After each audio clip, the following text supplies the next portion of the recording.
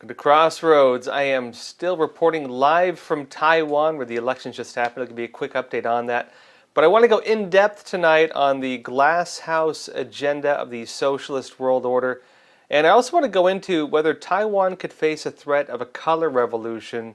One of my big concerns right now, given what I've seen here. Let's start first. I'll give a quick update because I know all of you know I've been in Taiwan right now, doing some remote reporting. Right now, the Democratic Progressive Party has won. They're the anti-CCP party. The Kuomintang basically lost. That was the more pro-CCP party, mainly because there was a split vote with another third party, but it's going to hold the legislature, meaning it could be like kind of a lame duck situation. In my opinion, many of the things that have happened here have set up the grounds for what could be a color revolution. I'll be explaining that because I've been, in my mind at least, going over the different methods the CCP might use to try to take Taiwan because they're saying they're going to do it. I'll be giving my take on exactly what I think they're going to do a bit later. But first I want to go into something else. Now look, a new model for the future, and this is, of course in most parts of the world, but in the United States right now very heavily as well. There's a new model for the future of the world that includes an agenda to end all privacy. The narrative is that you don't have to have done anything wrong, and of course, maybe you're completely innocent. Well, you have nothing to worry about. And it's a narrative that would be all too familiar for anyone who has lived in a communist society. I've heard people from like China saying, it's quite nice as long as you don't do anything the government doesn't tell you to do. Yeah. Now look, even though there are proposals to more deeply enact this model globally, we're talking about a lot of different things on the horizon they might try to enact. And of course this is done through most of the world, even in the United States. Whether it's future or whatever else, as we speak, there are already different systems making this so that it's essentially already in place. We are already living in a state of sweeping digital surveillance that is currently being used by government and by law enforcement working hand in hand with it. Now look, a common line of Chinese Communist Party agents, as I mentioned, is that, hey, it's not so bad there as long as you do what you're told. And you can find that exact same narrative in any abusive system, whether it's an evil cult or a tyrannical regime. It's fine and dandy as long as you do what you're told. It's fine and dandy as long as you don't break the law. And of course the problem, as we know, is the nature of tyrannical law. The extending of law into your basic, decisions in life and maybe even what you believe in. And as they attack various groups in society, you're going to be told that you're going to be safe just as long as you follow along. That's of course actually where the narrative of political correctness comes in. That was 1967 under Mao Zedong in communist China. And the real origin of the narrative of political correctness is that you are correct as long as you are following the political agenda. If the political agenda is fine and dandy, hey, just, don't do drugs, fine. You know what I mean? Most countries would agree on that. But when you live in communist societies, it extends to other things. Don't follow religion. Relinquish your faith. If you still believe in religion, you might get thrown in the gulag. Don't believe in politics. You don't believe you have any role in it. Don't start a political party. Don't challenge the leader. Don't have opinions that go against the authority of the ruling regime, or you're going to be thrown in the gulag. And of course, under the Chinese Communist Party, they even started having enemy classes. If you were one of the 3 black classes, for example, you're a landlord, you have too much money, you're an intellectual, well, you're marked for death. And if you're one of those individuals, of course, being targeted by, the Red Guard and the agents of the state, even if you're not part of that, you have to engage in that persecution under these systems. Otherwise, you're going to be deemed not politically correct. You have to follow along with what the political agenda is. And that's what you get into when you get into the narrative of, it's fine and dandy just as long as you follow what they say. It's fine and dandy as long as you don't violate the law. Now look, in the free world, this may sound foreign to us, but as we speak, a very similar narrative is already rearing its head. We can see that's being stated, for example, with the World Economic Forum. Let me show you a video of Klaus Schwab, he's the head of the World Economic Forum, explaining his vision for the new world.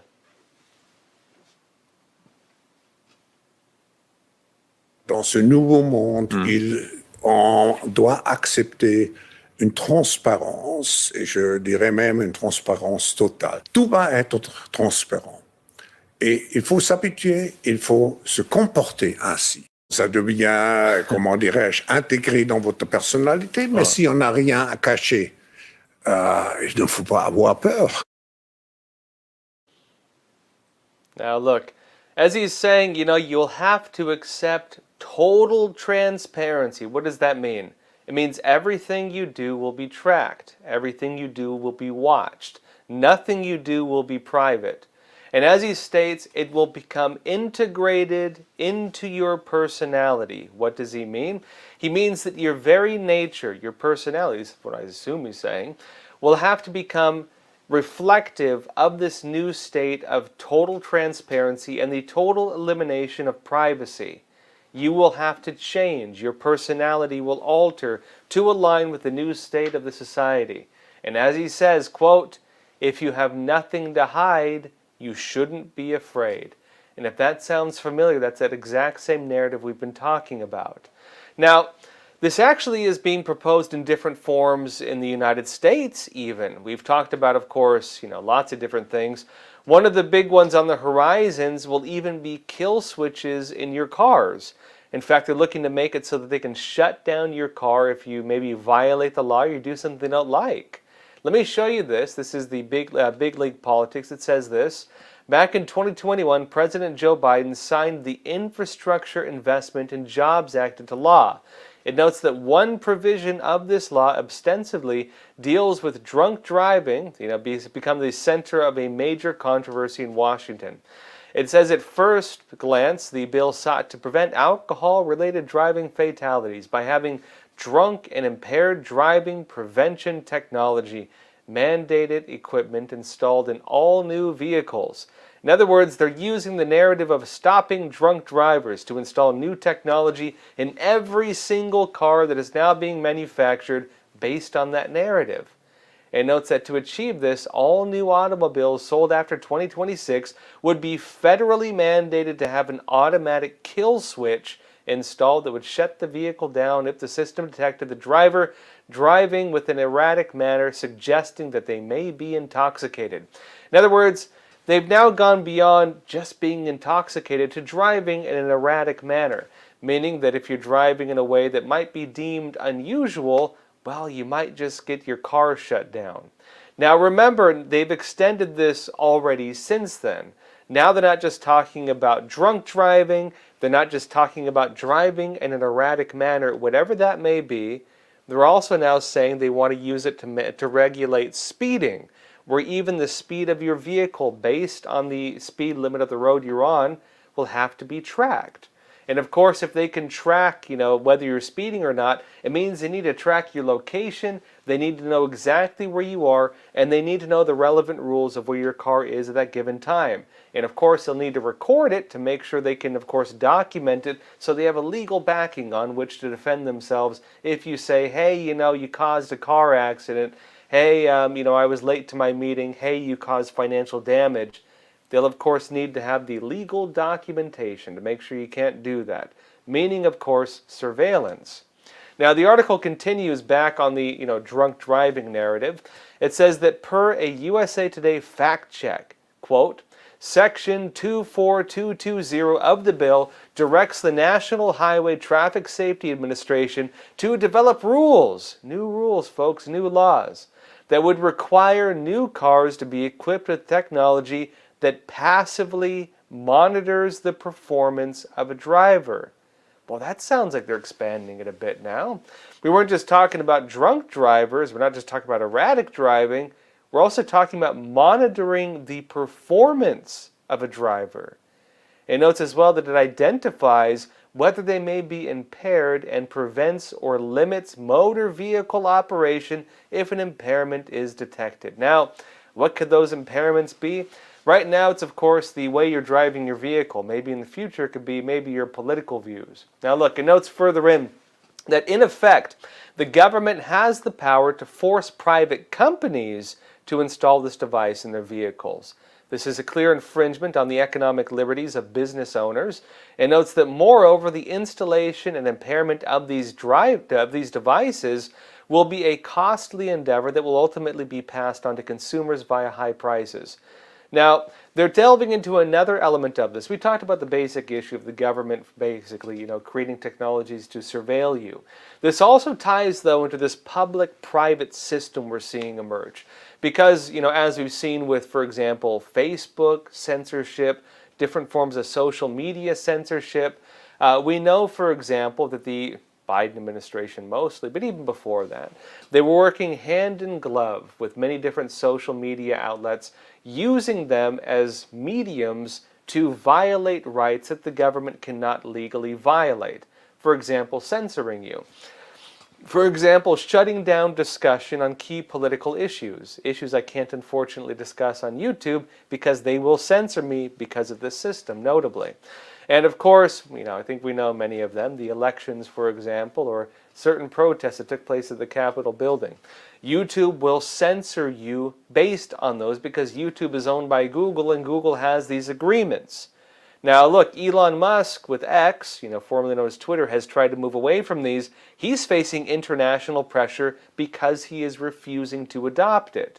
In other words, government pressure and even government financial threats and legal threats because he is not allowing the government to censor you by proxy. Now look, of course, we're talking about many different elements. This is not just limited to cars, it's not just limited to drunk drivers or various forms of censorship. There's a lot of other things. Already, every single thing you search online is tracked by your IP, your internet provider. Your search engine activity is being tracked. If you search something on Google, it can and will be used against you in the court of law. If you might have seen, for example, when people are arrested these days, their Google search history becomes criminal record, and they can say, the defendant was inquiring about the certain topic of which he's being accused just before the crime was committed. This is normal now, and why is that? It's because your search engine activity is being tracked. If you search for a news topic, if you search for a certain thing reflecting a political view, if you search for, anything, of course, criminal, they're going to track that too. And, we've already seen this being abused in some regards where, for example, with the J6 protesters, many of them have had their political views used against them in the court of law. Things that, for example, would not normally be considered criminal being labeled as such because of the context of them protesting and demonstrating quote-unquote criminal intent. It's not limited to your search engine either. Your personal chats are being tracked. And of course, that's also now regularly used in criminal prosecutions. Every single thing you say over your messenger, every single thing you say on Facebook, every single thing you text to people, every single thing you write in your direct messages on any single app, whether on your phone or on your computer, is tracked, recorded, and can be used and is often used against people in court of law. And why is that? It's because you no longer have privacy in your personal communications when you're using these technologies.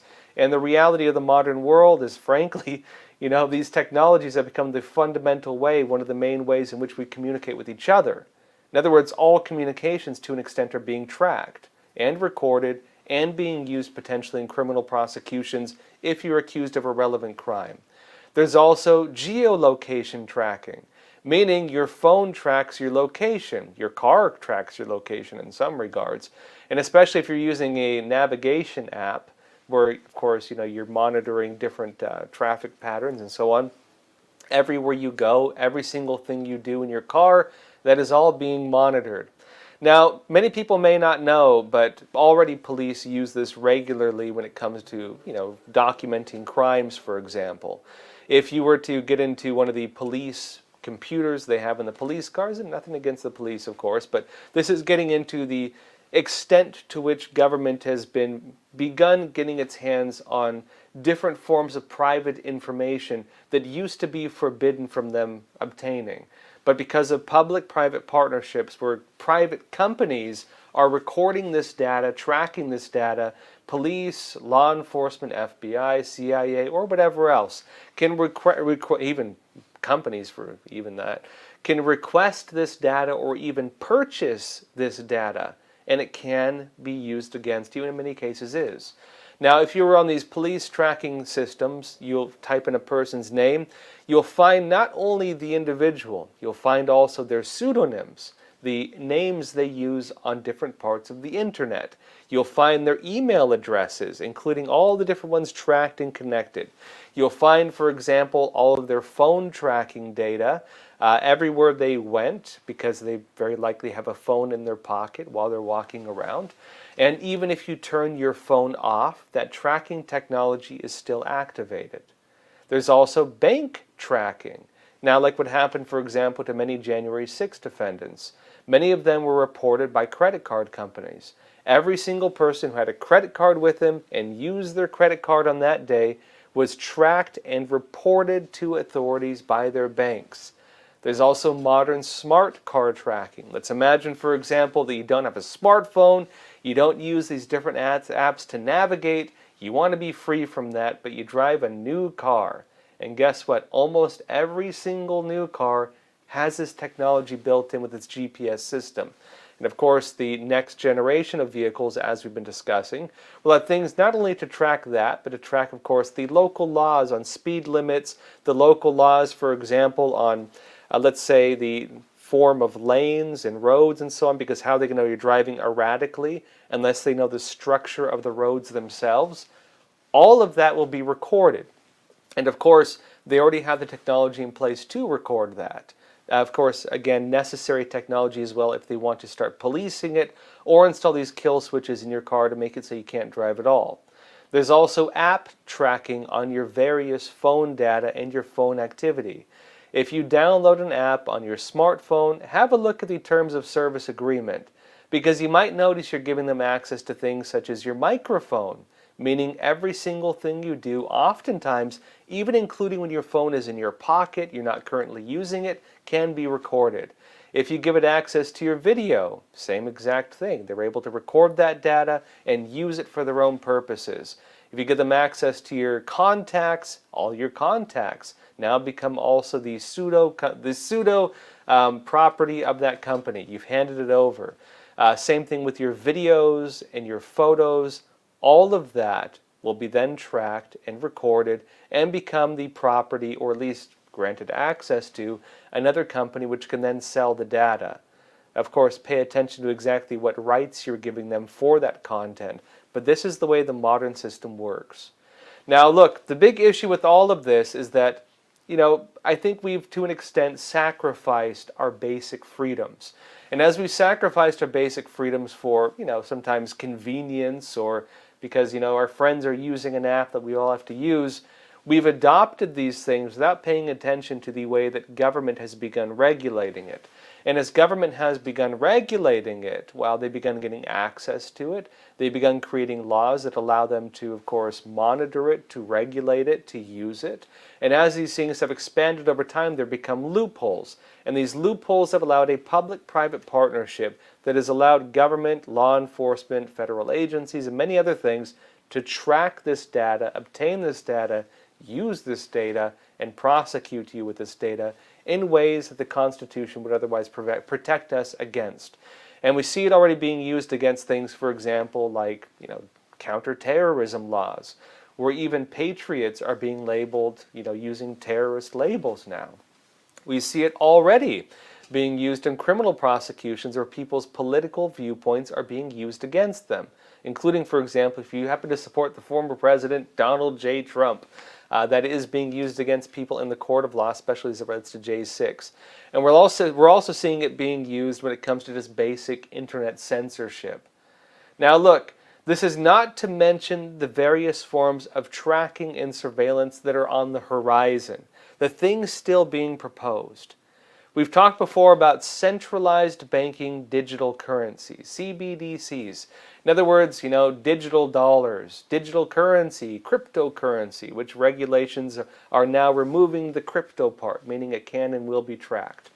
Now, this, in reality, while we talk about it in some regards that, hey, it's going to track all of your activity. If you buy a product, the government can monitor what you're purchasing and, of course, regulate it. In China, the Chinese Communist Party already does this. And you may be forbidden from buying certain products like bus tickets. They have like dating apps that are only available for people of higher tiers. Of course, because it's tied into your social credit score, meaning your good citizen score. Your score falls too low, they start making it so that you're limited on what you can purchase. You're limited on the access you have to the the freedom other people enjoy, relative freedom. Freedom with strings attached they have in that society. It actually goes beyond that. A CBDC also creates a type of global citizenship tracking because every single person will have to have an account. If you want to buy something, you have to have an account. If you're going to get, welfare, you have to have an account. If you're going to, for example, buy food, you need to have an account. In other words, everyone has to have one. And if you are then assigned that, what does that also mean? It means you have to have a digital device that allows you to use it, meaning you have to have a smartphone, or maybe a chip in your hand like they're proposing now, or maybe a brain chip like Elon Musk is suggesting. You'll have to have a system through which to access it. And when you have that system, you're also tying yourself into every other form of surveillance, monitoring, tracking that we've talked about before. That includes video, audio, text, and also geolocation. Tied in as well with the, of course, purchases you're making, meaning your financial activities. And the problem they're having with enacting laws on CBDCs, centralized banking digital currencies, is they only really work if every country in the world adopts them. Now look, when it comes to the illegal aliens now flooding into the United States from all corners of the world, and the various programs now being offered to them, these things often double as a way to keep tabs on them. Take, for example, free health care. Now look, I know it's controversial that many different states are giving free health care to illegal aliens. California is doing it, and people are saying, why are you doing this when we can't even make our budget? We have a massive deficit and you want to give free health care. The reason they do that, at least in my opinion, is this. These individuals already get free health care. If you're homeless, if you're an illegal alien, if you're not on the books, and you show up at the door of an American hospital, they cannot legally turn you away. It's against the law. They have to provide treatment. Now that treatment is usually done on the grounds that you can actually pay it back. But in the event that you cannot pay it back, you don't have a home address, you don't exist on the books within the country, they have no way of tracking you or holding you financially accountable to the debts you have incurred. Then that fee has to go on to the federal government, which then reimburses it. And they found a way around this where they don't just make them pay it, because that's a limited fund and hospitals are going out of business because they're running out of money. Government isn't giving it to them anymore. That then goes to the taxpayers when they give it in terms of the Obamacare system. It goes into the premiums of people who are trying to buy health care for their families because we're forced to do so by government regulation. In other words, they found a way to defer that cost onto individual taxpayers. And as that system has taken place, what has happened? They've enacted a tracking system for illegal aliens. Now, remember, they're also giving them smartphones when they enter the country. Why are they doing that? It's a tracking system.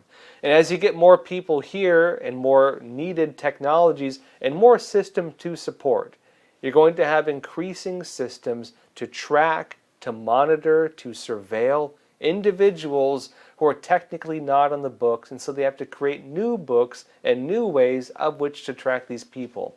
And as this whole system rolls out, this is laying the grounds for something George Orwell couldn't imagine.